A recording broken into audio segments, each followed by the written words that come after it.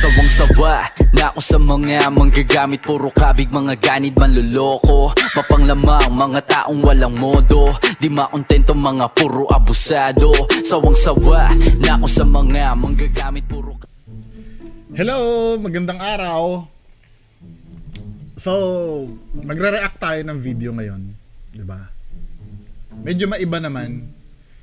Galing itong video na to kay Ghost Hunter 88. Baka sabihin nyo favorite ko to ha. Nagkataon lang.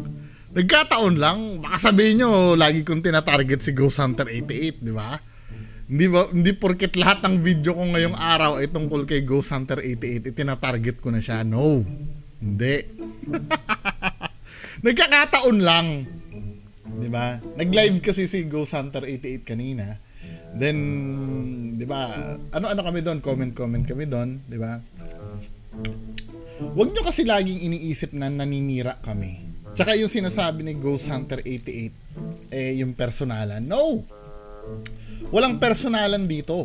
Ang inaano lang namin, ang pinupuna lang talaga namin ay yung video nyo. Sana maintindihan nyo, video nyo lang, yung mga ginagawa nyo sa video. Diba? Ano bang dapat personalin sa inyo?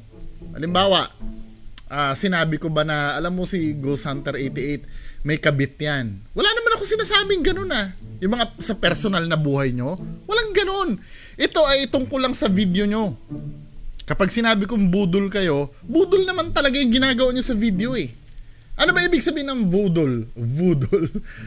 I-define natin. Ano ba? Para para maging fair tayo, para maintindihan nyo, kapag sinabi kayong budol, ano bang, kasi iniisip ang sinasagot agad nila, budol, may kinuha na ba ka akong pera? May hindi budol yun. Pag nanakaw yun, kung kinunan mo ng pera. Diba? Iba ang budol. Ang budol kasi, may halong panluloko. O ano ba yung budol meaning? Diba? Tingnan natin meaning ng budol para lahat tayo maintindihan natin kapag nag tayo. Ano ba meaning ng budol? So dito tayo sa PH Dictionary. Budol is a word in Tagalog, hiligay nun. 'Di ba? Ang definition ng budol, 'di ba? Kasi ang typical na budol na alam natin mga men, yung pera, 'di ba? Kukunin yung pera mo, 'di ba? Pero hindi lang doon ang budol. Ito yung meaning ng budol. Salitang balbal. Oy, balbal. Dayain, lokohin. Dayain, lokohin. Oh, pag sinabi mong totoo si Linyo, 'di ba nanloloko kayo nun? 'Di ba? Kapag sinabi mong may nakita kang multo, pero gawa-gawa mo lang sa video mo, hindi ba nanloloko kayo nun? Di tama yung yung term ko, 'di ba? Budol sa English, con artist. Cebuano ilad, Surambao in Cebuano. 'Di ba? Dayain, lokohin. Malinaw na tayo? Kaya kapag sinasabi kong fake yung video na pinapalabas nyo sa tao, dinadaya nyo yung mga tao, nang bubudol kayo. Tama ba ako? Hindi. Pagpaniwalain nyo yung tao sa hindi totoo, nang bubudol kayo nun. So, sana malinaw sa atin, kasi parang ang iniisip nyo, kapag sinasabing budol kasi, kailangan nakuhanan nyo ng pera. Hindi ganun Diba? Actually, pwede rin na nakuhanan nyo ng pera. Yung bang hindi kayo nang hihingi, pero niloloko nyo yung tao para magpadala sa inyo. Diba? Ano example, bakit ko sinabing budol? Halimbawa lang naman to huwag kayong magagalit. Halimbawa, guys, 'di ba? Inano niyo yung inimpluwensyahan niyo yung mga tao na mahalin si Linyo Nakukyutan kay Linyo, 'di ba? Kasi cute nga ang boses, tapos kumakanta pa si Linyo ng On This Day. Kumakanta si Linyo, 'di ba? Ang daming giliw na giliw kay Linyo. So, ang ginagawa niyo ngayon, magpaparinig kayo Na, oy, gagawa kami ng bahay ni Linyo.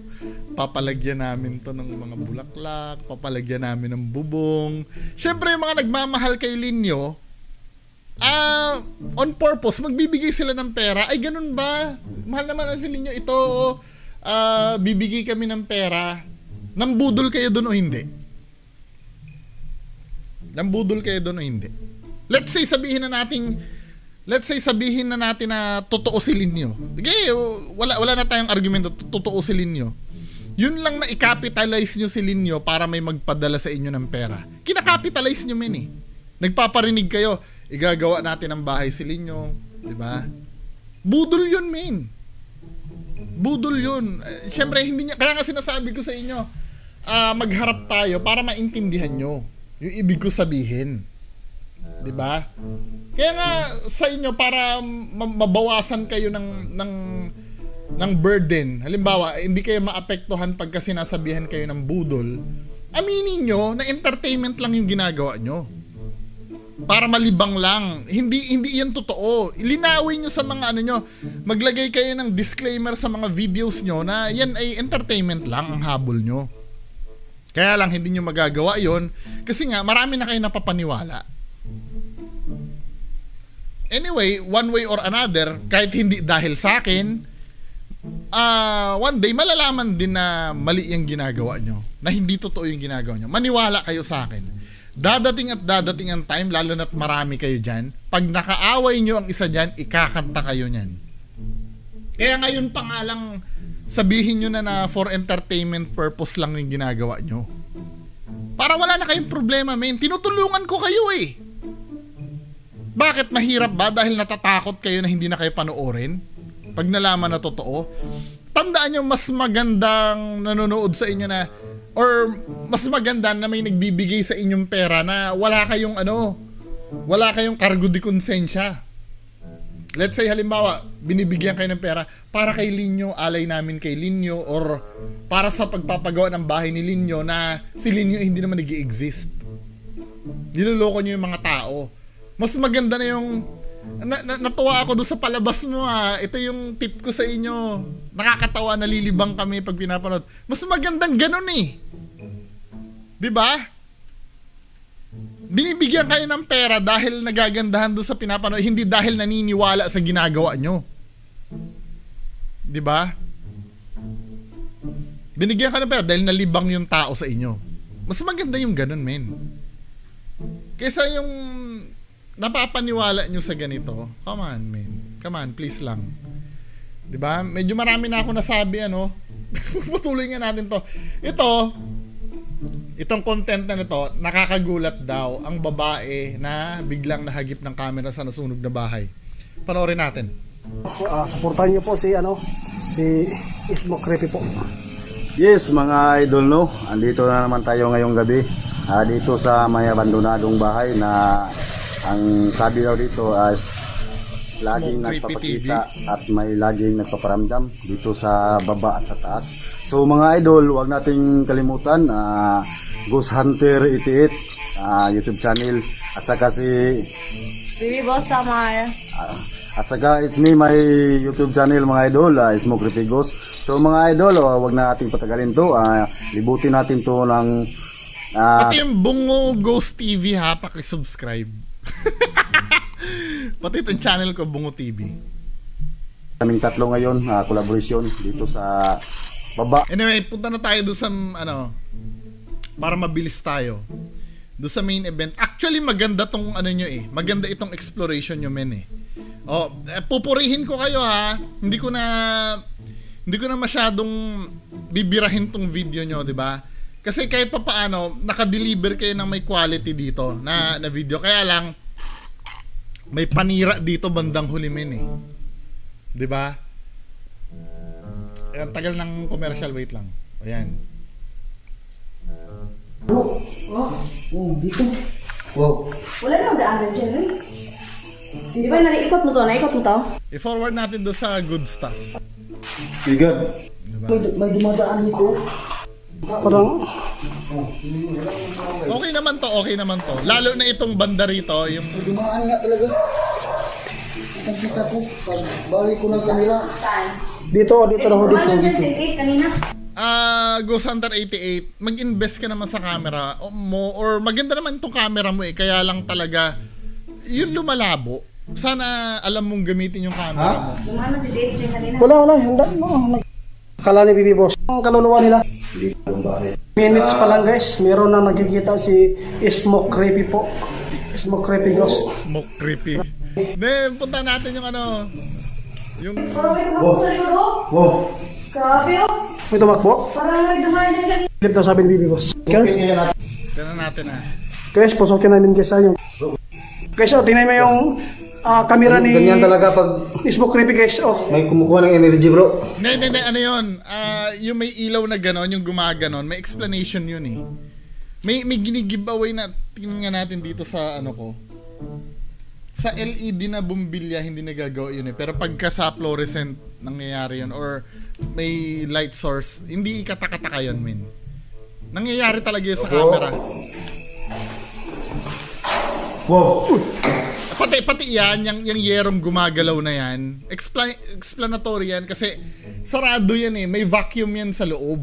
Yung pressure ng pagbukas mo ng pinto, magagawa yan, for example, sa kotse, mararanasan mo yan eh. 'Di ba? Tingnan mo yung room, hindi nakakapagtaka na gumalaw yung ano, yung yero. Tama ha, pag binuksan niya, kasi nga, kulob yun, pag binigla mong ganun yun, yung pressure ng hangin sa loob, Opo. parang syringe yan eh, na ano eh, tiyan mo. O, binilisan mo, di ba? Gagalaw talaga yan. Gumalaw. Gumalaw. Pressure ng ano yun. Guys, gumalaw yung... Ulitin nyo uli. Buksan nyo, tapos gano'n niya. Gagalaw din yan. Pero sa hangin ah. O ngayon, siguro anong nangyari, sinubukan uli nila, nangyari uli. So, kinat na lang nila. Ano. Sarado to. Ito, Mino, sayang lumalabo yung camera mo eh. Anong... Tingnan natin. Binuksan niya ano? Ha? May nakakati. Saan? Wala. Dyan kanina. Sabi ko kanina dyan eh. Ayan ha. My God. Tingnan nyo to, men. Magre-review ako. Guys, meron na pa nagpapakita na guys. Meron na. Guys, man. Grabe yung paranda nila, bro. Anong gawin natin? Tsaka sana bawas-bawasan yung pagiging OA yung halimbawa may na ganun may nagparamdam parang grabe, Diyos ko po. Ganun may. Nakakabawas ng ano lang, act natural, di ba? Mararamdaman naman ng audience yun kung matatakot o hindi. No need na gawin yung OA yung reaction nyo. Dito, bro. Para matulungan natin yung mga kaluluwa dito, bro. May... Maganda tong ano eh. Guys, oh! Ayan oh! Tingnan nyo! Meron! Guys, tingnan nyo guys, may nakita dito. Mag-review tayo ha! Kita nyo? Tingnan nyo na. Yun oh! Guys, meron guys, Oh meron my orang God. puti guys. Sana pinapakita nila, Diyan oh! Punta, sabi ko kanina dyan eh. Itong part na to, nagustuhan ko to, Ghost Hunter 88. Tinan mo ha. Tubuti na natin. Napaka-natural nito. Pwede kong palusutin to na totoong multo. 'Di ba? Tingnan ko muna dito, boss. Kaya lang malabo malabo. Sana inaayos mo yung camera mo. Sayang eh. 'Di ba? Bro, tingnan ko muna dito. Diyan kanina eh. Uy guys, may ito ako guys. Ayun. May naglakad, 'di ba? Okay 'yun. Para sa akin maganda 'yun. Para sa akin pwede ko consider ang paranormal 'yun, men. 'Di ba? Tama ha. May naglakad eh. Uy guys, may ito ako guys. Nakaputi. Diba? May tumakbo. I don't fucking care kung yan ay peke o hindi, pero yung the way nyo na-capture yung camera, gusto ko yun. Yung ganun ka-candid. 'Di ba? Gusto ko yun. Pero sana ang ginawa nyo dito, Grabe. sinundan nyo yun. Sinundan nyo dapat. Sinundan nyo. Diyan! Ikutin natin, bro. Ikutin natin. Hindi mo yung maikot doon. Walang lagusan dyan. Nasarado yun doon. Ba't din nyo sinundan doon? 'Di ba? Anyway, maganda yung quality. Dito lang ako na bullshitan nung umakyat kayo sa taas. Ito yung ka-bullshit sa akin, men eh. Hindi ko kayo mapapatawad dito sa ginawa nyo. Sabagay, nilabas nyo naman yata, ano, pero anong oras na nilabas nyo? Paramdam nila guys, parang nagagalit sila guys na pinunta namin dito guys. Diba? Siyempre, wala na yan eh. Dapat nung time na tumawid yung tao, pinuntahan nyo na dapat. Diba? Anyway, ito yung hindi katanggap-tanggap sa akin, men. Yung pag-akyat nyo doon sa taas. Yan ha. Akyat kayo sa taas dito, men. Ha? Guys, Oh my God. Bro. Oh O my God. yan ha. May nakaputi doon ha. May nakaputi doon. O, tinan nyo. Oh my God. Oh. ano yan? Yan. Ano yan nakaputi yun? Oh. Kaluluwa to bro, napapakita talaga sa atin bro. May cut eh. May cut, men eh. Tinan mo ha. O. Ano yan nakaputi yun? Oh. Kaluluwa to bro, napapakita. Ba't sumisignal ka? Sumisignal ka, baby boss Samar eh. Tamo ha, nung sumignal ka. Yan. Ano yan nakaputi yun? Oh. O yun. Kaluluwa to bro, napapakita talaga sa atin bro. Tapos nalaglag. Halata kayo, men eh. Okay na sana yung may tumakbong ano dun eh. Okay na sana yung may tumakbo. Pero yung ginawa nyo to, men, na puro cut pa. 'Di ba? Hindi ka tanggap-tanggap to eh. Tignan nyo oh. Kaluluwa to bro, napapakita O kita nyo, ito yun oh. Tapos sumignal si Baby Boss Samar. talaga sa atin bro. Tapos yan ha. O supposed to be, nung nalaglag yung white lady ba yan o ano, dapat titingnan nyo na yan, men eh. Titingnan nyo na dapat sa baba yan eh. O, tingnan mo. Talaga sa atin bro. Nalaglag, di ba? Ang susundan nyo, bro, kailangan nyo mag-cut. Inulit nyo, nag-retake kayo, men eh. Oh? Bro, sinabi mo bro. Then umulit ko ulit, bro, uli. Parang niretake nyo eh. Bro, parang Saan yun? Oh, may cut na kayo eh. ito bayawak. May cut na kayo eh. Iguana yata to eh, no? Yan, nasa ano na yan. Flashlight nga! Flashlight! Mas na-amaze sila sa ano, hindi sa multo eh, no? Instead na yung multo yung unang, mas na-amaze sila doon sa iguana. nga!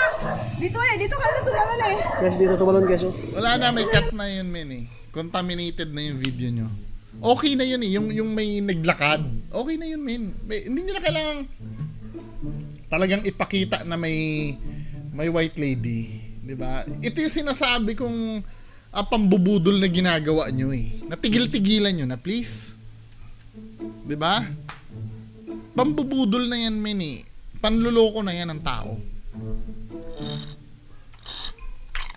Kayo, yung mga fans ni Ghost Hunter 88, na ano nyo ba yun? Nadidepensahan nyo ba yun? Puro cut? Anyway, kayo nang bahala, ano. Paki-comment na lang po sa baba. Maraming salamat po, bye-bye.